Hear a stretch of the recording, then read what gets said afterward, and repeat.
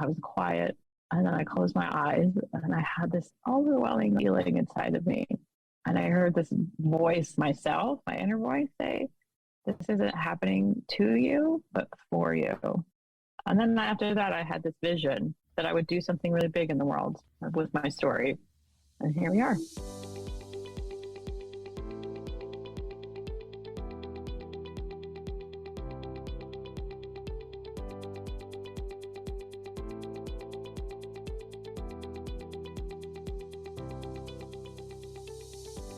Hi, everyone. Welcome to Sexual Assault Survivor Stories, the SAS podcast.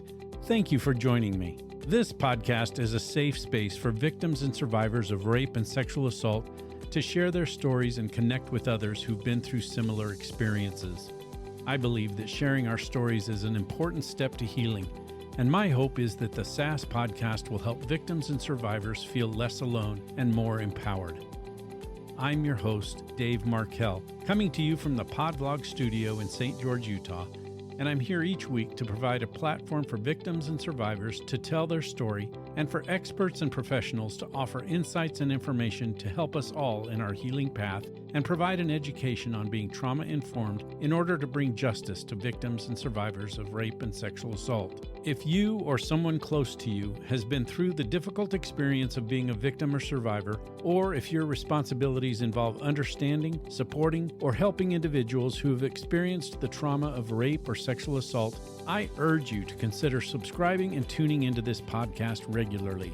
It's essential to recognize that you are not alone in this journey. There is a community here that cares deeply about your well-being. My goal is to provide you with insights, resources, and a supportive space where empathy, compassion, and understanding thrive. Your experiences matter, and my commitment is to being there for all my listeners every step of the way. Thank you again for joining me. Hi, everyone. Before I tell you about this week's guest, I want to inform you that this episode is graphic in its description of sexual assault and interpersonal violence. In addition, there are references to self-harm and suicidal thoughts. This episode is not appropriate for children or for those who may be activated by the graphic content, so please be careful in who can hear this as you listen and in being discretionary in your own decision on whether or not to listen. This is episode 46, and this interview is the result of being very fortunate several weeks ago when I reached out to Emily Stroia after seeing a post that she did on Instagram. I was particularly impressed with her willingness to share that she was in a new stage of her healing journey from childhood sexual assault. So impressed that I reached out to her through a message and asked her if she would be willing to talk with me about the possibility of being on this show.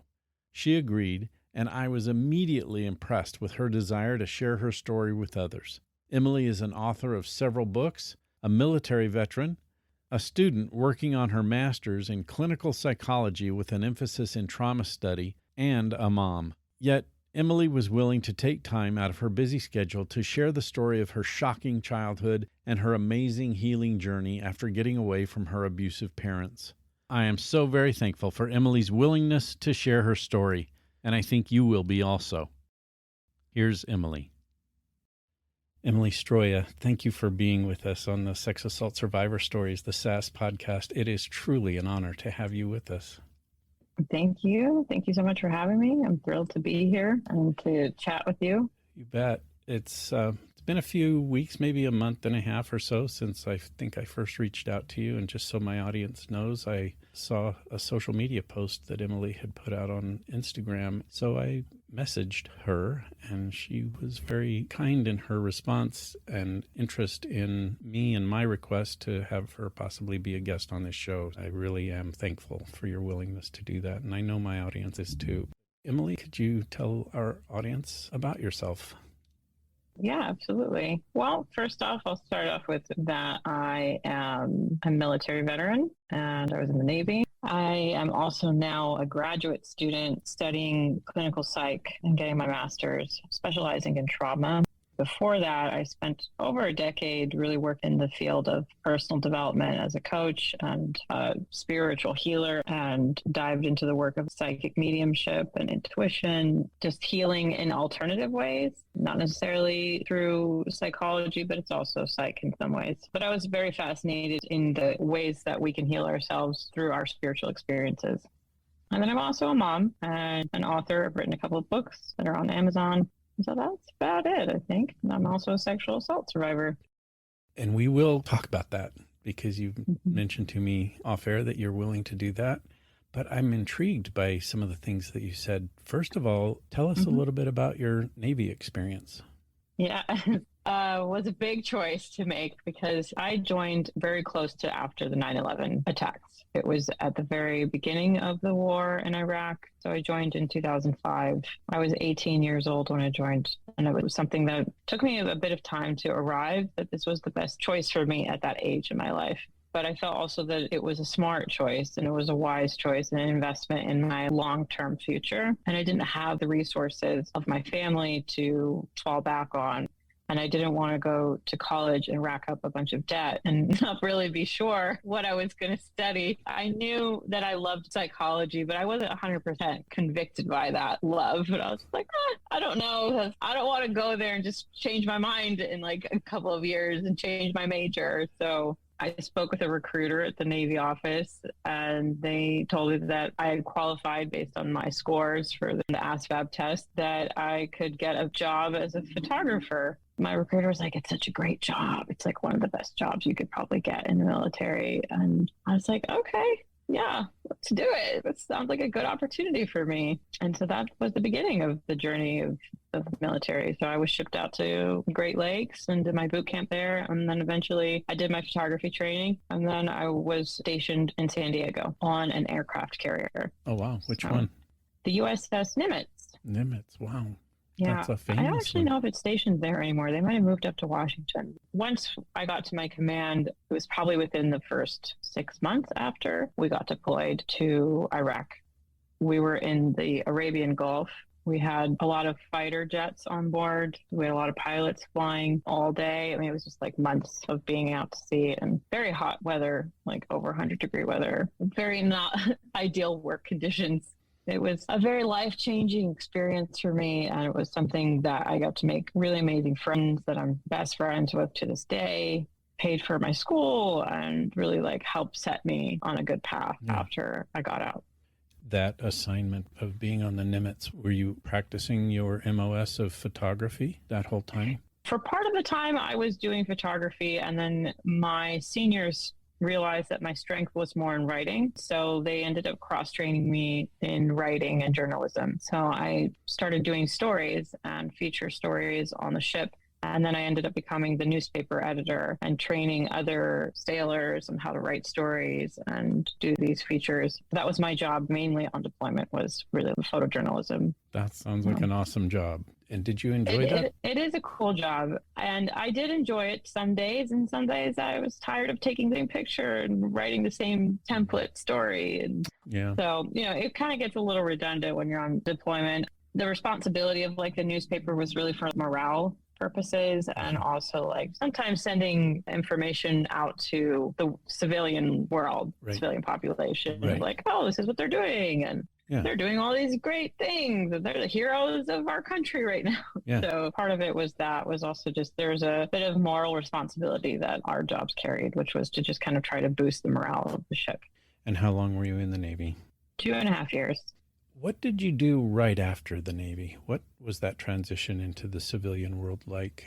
I stayed in San Diego for about 2 months, and then I felt this strong desire to move to New York City. Road tripped. Oh, wow. I road tripped with a good friend across the country with all my things in my little Chevy Malibu and started a new life. Yeah, that sounds like quite the trip going from San Diego to New York. Yeah, it was. I was 22 and just starting a new journey. And I was really curious about what it was like to live in New York. And it was sort of this little fantasy in my head, like, oh, I'm going to live in New York and do the New York City life. It was a really hard adjustment. It was very hard the first year of my life in New York. I was very lonely. I didn't really know my way around. I felt very confused about why I had moved there. And I had almost regretted my choice to move there. I felt just sad that I wasn't close to my friends in San Diego anymore, but a lot of them were still in the service. And so it's not like I would have really gotten to enjoy them, Yeah. And so it was tough. I actually had this one night when I was there that I remember that someone when I got discharged told me about the Veterans Crisis Line, and I was feeling so sad that night and just really lonely and I don't know what the hell I'm doing. Why did I do this? And so I remember that hotline and I called them. So sometimes people call because they're suicidal. I wasn't suicidal, but I just was really questioning my purpose. The lady was so kind on the phone. She was like, oh, well, we can get you connected with a veterans hospital and get you checked in. And she asked me when I had been discharged and asked me about my job and things like that. And then after that, I went to the VA in Manhattan. She got me set up with somebody over there. I started spending my days over there. I became friends with my advisor at the VA, his older gentleman. And I was unemployed and I didn't have many friends. So I was like, I'll just go and sit here and look for a job and use the computer. And then I became friends with the VA staff. I kind of like that story. It was a powerful part of my journey. And also for another reason.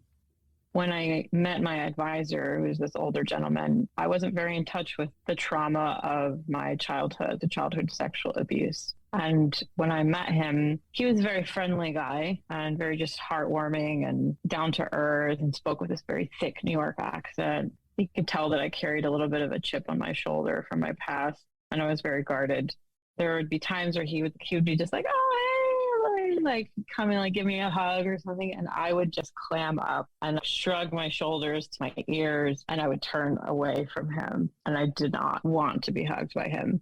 I don't know how or something, but it was slowly over time that we developed a friendship. And I told him in that one day when we were just talking, he noticed my behavior, he noticed my body language. And I feel like I remember telling him that I didn't feel safe around older men. And I shared with him briefly about the trauma that happened when I was a kid.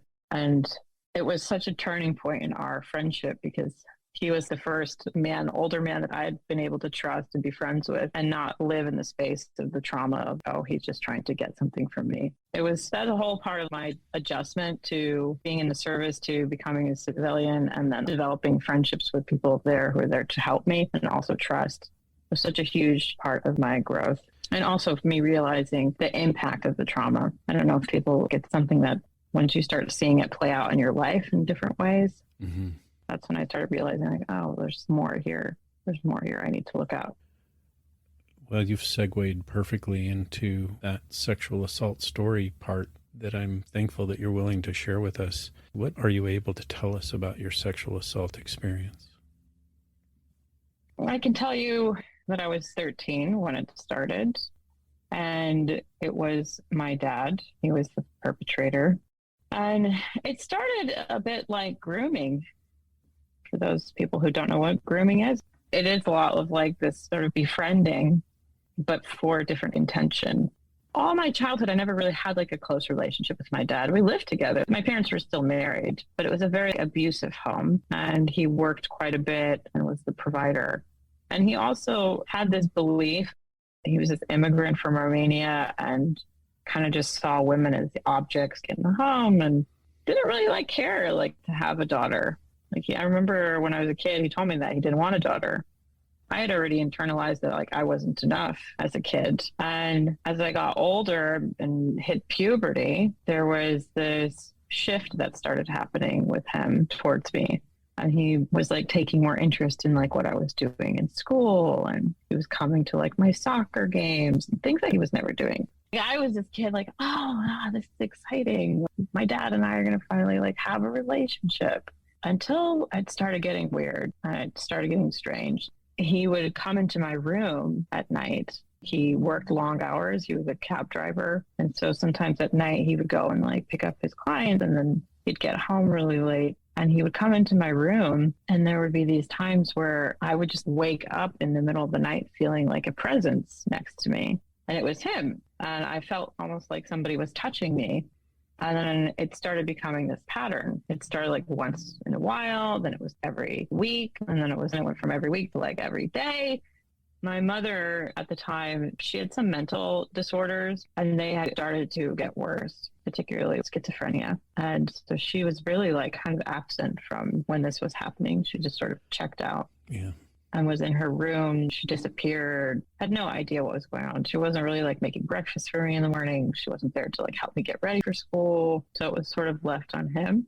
And he didn't really do it either. So I ended up missing almost 2 months of school of the 8th grade. I think that's when it was. And this is also when all these incidents started happening. And then during that time, he also started sharing these sexual advances. Like he would make these sexual comments towards me and talk about like how I looked in jeans, stuff about like my body and my clothes. And I remember like one day I was on the computer and he came up behind me when we had AOL. I think I was chatting with like one of my friends in school on the chatting app. He came up behind me and he sort of sat almost behind me and he had an erection. And I remember this instant, just knee-jerk reaction, get up. And I'm like, what are you doing? And then that's when he said, this is your fault. You started it. And that I was the one who was provoking him to want to have sex with me. I remember thinking during that time, was that my fault? How did I do that? And so what I did as a response to it was that I would wear T-shirts that were really baggy to not see my body. I would minimize the amount of communication we would have. I would avoid him. Somewhere in my brain rationalized, how did I start this? How did I miss it? And then at that age, I also didn't want to tell anyone because I didn't want people to think that about me. Mm-hmm. Yeah. And I think that's so common for a lot of survivors is that we don't want people to think that we're the ones who started it, right. That this was our fault. And so I really carried this belief. I was like, oh my God, if I tell anyone, they're going to think that I wanted my dad to have sex with me. And so that was like my inner belief for years. I never spoke about it, but it went on for quite a few years. So the incidents of him coming into my room, I'd wake up with him in my bed. There's like vague things that I don't remember, but there's friends from high school that told me once I started doing a lot more like healing work around this, I became a lot more investigative because I have chunks of like memory missing from that time. And so I asked like old friends from high school, I was like, hey, did I ever like talk about anything with my dad during this time? Because this one kind of carried on into high school. And they were like, you always used to say that you were afraid of him going in your room at night. You didn't want to sleep alone. And so I would purposely try to have friends come over and sleep with me, stay and spend the night, slumber parties. Mm-hmm. And I have no memory of this, zero, which is fascinating that there was another version of me out there telling people this as a way to protect myself. Yeah. But yeah, there was probably a handful of friends that also the same thing. Like, oh yeah, you used to talk a lot about how like you didn't want him coming in your room and you were scared of him. And yeah, that was like the beginning of all of it. And then it kind of all came to a head because there was an incident, like a major incident that occurred around 14 or 15 years old. I had been saving some money. I wanted to run away for a long time. And I had made some friends through the AOL chat groups talk about like grooming, like older friends. They're like, oh yeah, you can come and stay here, like in Tennessee and Kentucky, just people I don't even know. And I was like, that sounds like a great idea. Like I can get out of here. I was terrified to be at home. I was terrified to be there. I couldn't sleep at night. I would have nightmares even when my dad wasn't there. I would have nightmares that he was there in the room, Anyways, one morning, I was having breakfast with my brother downstairs, and I had this like weird feeling to go upstairs to my room. And so I went upstairs, and my dad had found this like stash of cash I had like collected through asking people at school for $1 every day. I don't think I had much. Like, there's like odd jobs, like, like asking, cutting the grass. Like over time, it all collects. The Emily GoFundMe yes project. I probably maybe had like $200. Wow. Yeah. I'm thinking like enough to buy me a bus ticket. That was my goal. And he found it, and he was like, "Where did you get this money from? And are you prostituting?" Or like, yeah, atrocious questions. And it just turned into a big scene, like a big fight. huge where he punched me in the face and I almost blacked out. I felt like I just dropped to the floor. And then my mom, who I thought was going to be my ally, she comes in and she joins him in this beating the shit out of Emily experience. So she came in and I was like screaming. I was crying on the floor and I had this towel that I had like used to wipe my face because I was crying so much. And she came in and she took the towel and she put it in my mouth. Yeah. Because she didn't want the neighbors to hear me screaming. Yeah. Wow. And then she turned on the radio and she played this song that for like years, I probably can't even hear it now. If I heard it, I would just get angry. There was a particular song, I remember the song that she put on so loud so that neighbors couldn't hear like what was going on. And they kind of like moved me to like one room and just told me I need to stay in there and to be quiet. I don't exactly know what they were like going to do with me that day. A bit weird, but it felt like I was going to die. I was like, oh, these are not my parents. Like, they're not people I could trust. Yeah. My brother had been outside playing at the playground and he just kind of like walked into like a war zone. He was just like 6 years younger than me. So I think he was like 8, maybe. Wow. 8 years old. And he was just in shock.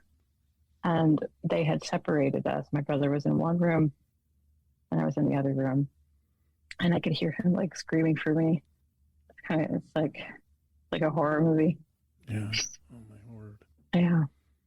And so eventually, like, my dad said I could go back to my room and I could take my brother with me. And it was a little weird. I went upstairs and the office was across from my bedroom. And so I walked into the office and there was the window and there was this little kid, my neighbor's like son or something was playing outside.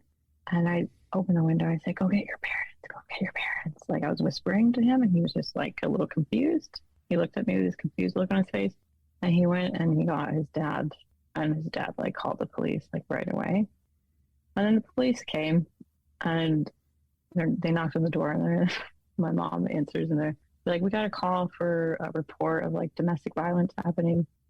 And my mom's like, oh, no, that's not happening here. Like, what? And they saw me in the corner like crying. I don't remember exactly what happened after that, but they arrested both of them that day.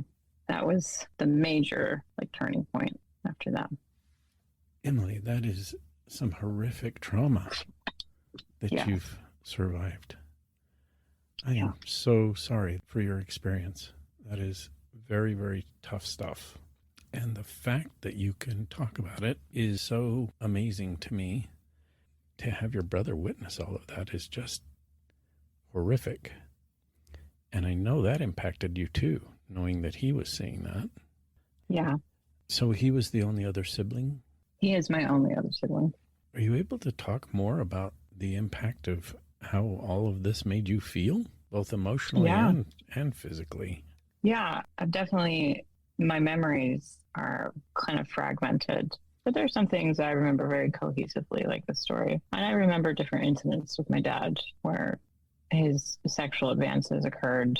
But the impact of it definitely, I think I was on a mission to get myself out of the house as quickly, I didn't care how, as possible. Like, and that's how some runaway youth end up on the streets, because a lot of them are experiencing like child sexual abuse and how there's just neglect. And then they end up like in sex trafficking, but that's another story for another day. But yeah, my mission was to just survive and get out of the house. It had long-term effects like symptoms of PTSD that I had no idea about until I was an adult. And I mean, it carried into the military where I was having recurring nightmares of a man attacking me. It affected like my interpersonal relationships, romantic relationships, like picking partners who were very abusive or me being abusive emotionally, kind of replaying these things. Yeah. And my struggle with trusting people, fearing people in the world. And for a long time after this incident, that first year afterwards, my parents were under investigation and had mandated anger management, court mandated, and also family therapy. And I ended up becoming emancipated at 16. A friend from school her family befriended me. When this incident occurred, I had to stay somewhere for the weekend when my parents were arrested. And so I told my friend at school that my parents had been arrested for charges of domestic violence. And so they became like my safe haven, and they were there as a resource for me. My parents signed custody to them a year later through this long process of just courts, and they had offered to say like, hey, we can be her guardians until she gets 18. I'm bringing this up because it's important to the process, because when I was living with them, when I ended up living with this other family, I was very independent. And I think that was another way that I also was coping with all of it. I was just, okay, I'm going to keep going. Like, just keep going, and didn't really give a lot of thought to what had just happened to me.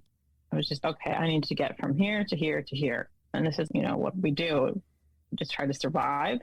But they noticed things with me, this other family, noticed like some things with my behavior and my mood. And one day out of nowhere, I just told them about my dad coming into my room.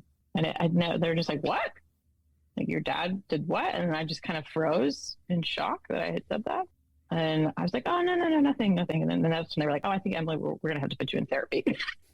Like, that's that. Yeah. I don't know if that answers your question, but there was long-term effects of it in terms of symptoms of PTSD and also hyper independence. Like, I bought my own car when I was 16 years old. I worked a lot. Like, I ended up getting straight A's in high school after all this happened. It was always like I was excelling in a lot of areas of my life, I think, as a way to cope with whatever was going on. Sure. Internally. So much of this sounds not only horrifically impactful for your life, but it's also so common in terms of the responses that you had for people who at a young age are traumatized with sexual and physical abuse. Your coping mechanisms are really impressive, but at the same time, like you said, you weren't really taking care of the emotional trauma. So this family, they suggested therapy. Did you get into therapy then? And are you able to talk about how that impacted your trauma? Yes, I did go to therapy, I think for like a year or something before I joined the military. I never got into the details about sexual abuse. I don't think I really talked about it at all. I just remember having a lot of conflicting feelings about my dad. And my therapist, I really liked her. She was wonderful. But I just wasn't able to actually verbally say, like, out loud all the things that happened. I was so conflicted about, did I do it? Wasn't my fault. I carried that with me. That was another thing. I carried that with me for years. Was this like inner turmoil around self-blame, thinking that it was me. And the therapist, she used this great analogy that I still think about once in a while. It'll come back to me. And she was, Emily, if you imagine that this woman's like walking in the desert, she's carrying this like luggage with her, and somebody walks by and asks her, what is it that you're carrying with you all this way in the desert? It's so hot. And the woman looks at the stranger and says, it's my dad. It's such a powerful analogy. It just stayed with me from that time in therapy. And I would reflect on it as an adult and think about, like, I'm carrying my dad with me through all these things in life. Therapy for me really took off more like maybe in the last 6 or 7 years. I was really more willing to face talking about the trauma and face talking about the details with my dad. I was very afraid that if I ended up going there, that I would kill myself. That was my biggest fear. And I remember telling my therapist, because I would go to therapy, but I would be like, oh, all my relationships are falling apart. Like, all my romantic relationships suck. I would just think it was them. I was like, it has to be them. Maybe I'm picking the wrong people. Until one day, I think it was one of my last relationships before I started really taking therapy seriously. I'm like, yeah, maybe it's me. Maybe I really need to get some help. Like, it can't be everybody else. Yeah. And so that's the last therapist that I still have now. Is she slowly guided me into more trauma treatment. But for the first few years, we would talk briefly about my dad. We would talk briefly about the sexual abuse. And then one day when I was pregnant, I was like, oh God, I need to deal with this. Can't just be there lingering in the background anymore. And so she was like, well, let's try this approach, prolonged exposure therapy. I think you're ready. We've been slowly getting you there. And I said, well, I'm just terrified that I'm going to be so depressed. I think that's what sometimes can happen once you start diving into the trauma. You can feel the pain, really feel the pain versus before you're just trying to survive. Yeah, it's visceral. It's real. Yeah. Prolonged exposure therapy was my last real big final trauma therapy that was very life-changing and helped me release a lot of self-blame. And I really realized that it wasn't my fault. Like, you can tell yourself, like, oh, it wasn't me, but I really realized it in my body. How did that feel? Just like free. I felt light, just relief. And it was around that time also my dad died. And it had been years since I had spoken to him. So it was around the time that I was doing this therapy that he passed away. And when I got the message that he passed, my instant body response was relief. I sighed. And then the thought that came in my head was, it's over. You don't have to be scared anymore. And that was so confusing to me because I was like, well, shouldn't I be sad? It's my dad. But that's also another thing that I learned is that grief can be complicated. Yeah. And especially for survivors who had a personal relationship with their perpetrator. Yeah, it's so different when it's someone in a position of trust, and even more different when it's someone who is your parent. Emily, were you able in your therapy to ever finally tell your therapist the details of what your father had done to you? Yeah, absolutely. Yeah, that's what prolonged exposure therapy did for me. We got to really get into a lot of the detail around it. I mean, to the point where I can tell a cohesive story like now. Before I would talk to you about it, it would just be like a piece here and then a piece there. And it wasn't really like integrated. But yes, she knows a lot about him. A lot. Which is what trauma does to the brain neurologically. I mean, it's fragmented memory, and like you had mentioned before, and loss of memory. It's amazing what trauma does to the brain-derived neurotrophic factor chemical in your brain. It's interrupted by trauma. Memory isn't formed all the time during trauma, and then parts of it that are formed become fragmented and hard to talk about. It's as though listening to you talk is like going through some of the points of educating people that I really think is important to understand about trauma, and why especially law enforcement has such a hard time gathering information and saying that this is viable, authentic, and carries weight.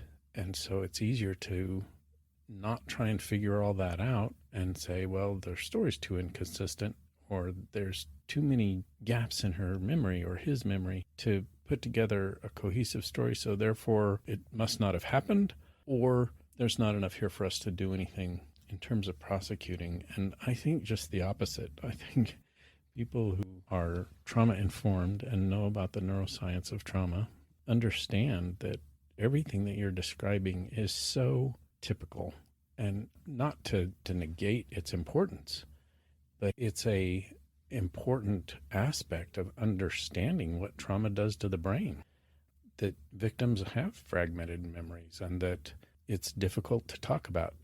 Trauma interferes with declarative memory, the ability to talk about it. So I'm really thankful that you found a therapist that really understood all that and was able to get you to that point. And it sounds as though it's impacted your recovery path. Should we go there? Can we talk about how that recovery is going and how you've been able to keep functioning? You're a mom, you're going to school, and you've had this horrific past, but you seem to be so together and capable and articulate. Tell us, if you can, about how that recovery process is working for you. I would say that, first off, healing looks differently for everyone. Mm-hmm. And it's most definitely not linear. It's not this, oh yeah, all right. Well, past stage 1, let's go to stage 2. Yeah, definitely doesn't work that way. No. And you could be doing great, managing your triggers well, living a fully functional life, thriving, and something, stressful could happen, or a series of stressful things can happen, and you might have a moment that is symptomatic of PTSD. I feel like I'm very strong in like where I'm at with my recovery today. But the 20-something-year-old me was finding her way in New York City alone and triggered by the sight of an old man trying to give me a hug, who was really trying to be my friend and became my mentor. She didn't know how to function in the world very well. And that version of me coped by working a lot as well, like going into school and throwing myself into things that I was passionate about, like spirituality. But with interpersonal relationships, it was very hard for me to carry on friendships with people. And drinking became like one of my habits, the New York City social hours. I was very avoidant of triggers. I didn't understand. I was just like, well, if I just avoid this or avoid that, then I won't get triggered. But that's not how things work. I still had nightmares a lot. I remember one of my partners, I would wake up in the middle of the night kicking them, thinking that they were trying to attack me. But it's changed. My symptoms of PTSD, I think, will always be there. They're not very severe. Sometimes psychologists and therapists say that someone's disorder is in remission. And so I could say that if my therapist was here on the podcast, she'd probably say that about me, that I've come so far in my growth in terms of being able to have functional, healthy relationships. And I think that's really where the measure of success can be for trauma survivors, is how willing they are to carry on their lives in the world afterwards. Because a lot of times we just sort of shut people out and we sort of avoid. We're a bit isolated, maybe to ourselves quite a bit. And it's really hard to trust people. For me, being able to have as many friends that I have now and being able to talk about the trauma without shutting down, or notice if I'm becoming something in my environment is triggering me, I can cope with it much more effectively and work more with what's happening in my body than just responding to what's happening as if like it's happening again. Mm-hmm. This like fight or flight response. So in a lot of ways, I feel like my coping mechanisms have changed. And I think part of that is also values, like having spirituality as a value and community as a value, and really understanding that that's essential for my recovery, is being connected to people, even if I don't like it. Like, I don't necessarily like, I know that sounds like, but yeah, a lot of trauma survivors don't necessarily like want to do all these things. Yeah. It's a lot, like to really out of their comfort zones. Mm-hmm. It's out of their safety zone. So you're asking me to do something that I don't necessarily feel safe doing, like joining a CrossFit gym. Absolutely like terrifying, but I did it anyways. So, wow. Yeah. It's little things that you wouldn't think of. And it was because like I had fears around being around men in a more male dominated environment in a gym. So I think recovery for me has been like a lot of healthy coping strategies, mindfulness, staying active, and also staying in therapy and working with maintaining good friendships with people who make me feel safe. And I feel good with these people. They're good people. Because I think that sometimes too, your fear is that you're going to make the wrong decision, trusting someone, misuse your judgment or something. Yeah. Would you consider yourself a spiritual person as a child? Did spirituality play a part in your personality and who you were and how you interacted with life and friends and even your parents? Yeah, that's interesting you bring that up. Yeah. Yes, I was. I was a very intuitive child, for sure. You just reminded me of this memory that was very important. When I was like 13 years old and the sexual abuse started happening with my dad, I was one night room, had this little balcony. And so I walked out onto the balcony and I just felt so much grief, like so much pain, like about why this was happening to me. And the serenity prayer was also like a tool that I would use a lot. God grant me the serenity to accept the things that I cannot change and the courage to change the things I can. It was something I would pray to myself a lot at night before I went to sleep. And it brought me some sort of comfort during that time. Anyway, so that's a side note. Anyway, I walked out onto the balcony and I had this like inclination. I would look up at the stars and I would just start almost talking to the universe. And I asked this like big question. I was like, why is this like happening to me? And I was this little 13-year-old girl and I was crying as I was saying it, staring up at the night sky. And I didn't really feel anything at first after I asked that question. I was like, this is ridiculous. Like, why am I doing, why am I like talking to the sky?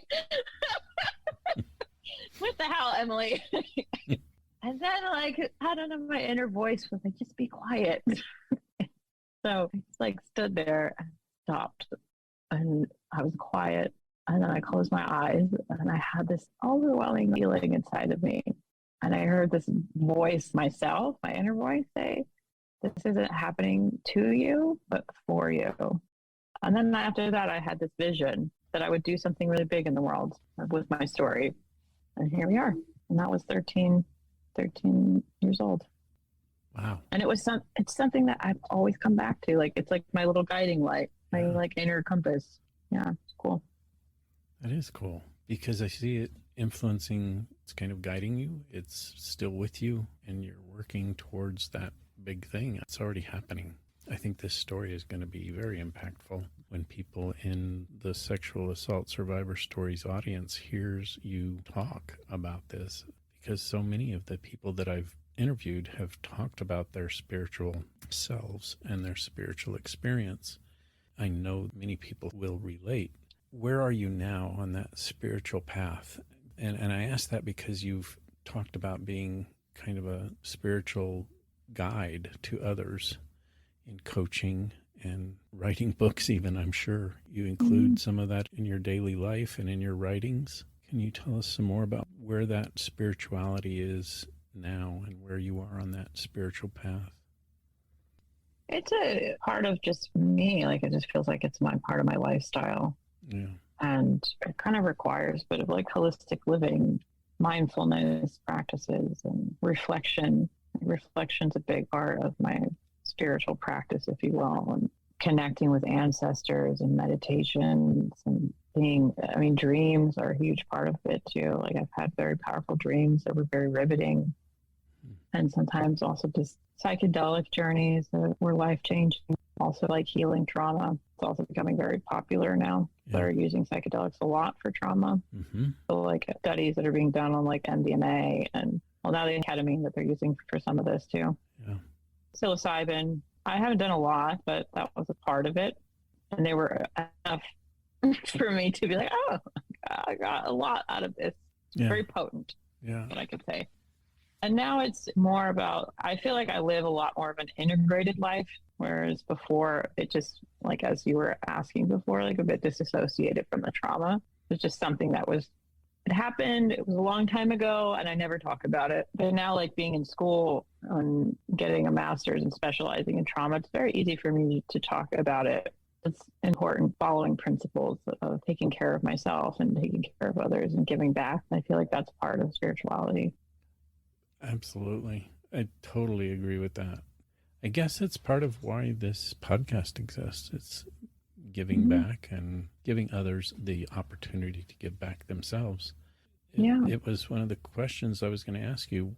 Are you able to tell me what helped you make up your mind that you would be on this podcast? Well, I love the mission. I mean, it just speaks to me like so much. When you introduced yourself and I read about you, and I listened to some of the podcasts, I was just like, wow, it's amazing. Like, you're very much in alignment with that vision, and that's what I appreciate, is that you carry very similar values. You're out there creating a safe space, but you're also like following something inside of yourself. Like, there's a reason that you're feeling this desire and calling to want to give, and also to give a new lens on trauma-informed approaches, particularly with law enforcement. And I think that's mind-blowing, and I want to contribute toward that. That's something that is important to me. I'm so thankful for that, because you have contributed, and I can see us having future conversations. I have so many other questions, but I want to save them for maybe a future episode or two, if you're willing to come back. Yeah, absolutely. I'm happy to chat again. You're wonderful at this. Well, thank you. We will stay in touch. Thanks, Emily. All right. Thank you. Again soon. That does it for another episode of Sexual Assault Survivor Stories, the SAS podcast. I want to give a huge shout out to Emily Stroia for her willingness, strength, courage, and openness in being on this show. Emily, your willingness to be with us on this episode is going to help a tremendous amount of people who need to know that they are not alone and that you were willing and brave enough to share your sexual assault survivor story to help them in their healing journey. Thank you again, Emily. And thank you to my listening audience for tuning in. If you are a victim or survivor of rape, sexual assault, or any other form of interpersonal violence, and need help in staying safe and moving forward in your survival journey, contact Safe in Harm's Way. They are there for you and will help you find the resources you need to help obtain the justice you deserve. Find them at safeinharmsway.org. Thank you again for listening to this episode. I would ask that you please subscribe to this podcast, rate this show, and tell others how we are here to help victims and survivors find justice. Encourage all your friends, family, and coworkers to tune in to Sexual Assault Survivor Stories, the SAS podcast. And finally, don't forget to start by believing, because we all know someone whose life has been affected by rape or sexual assault. We'll see you next week.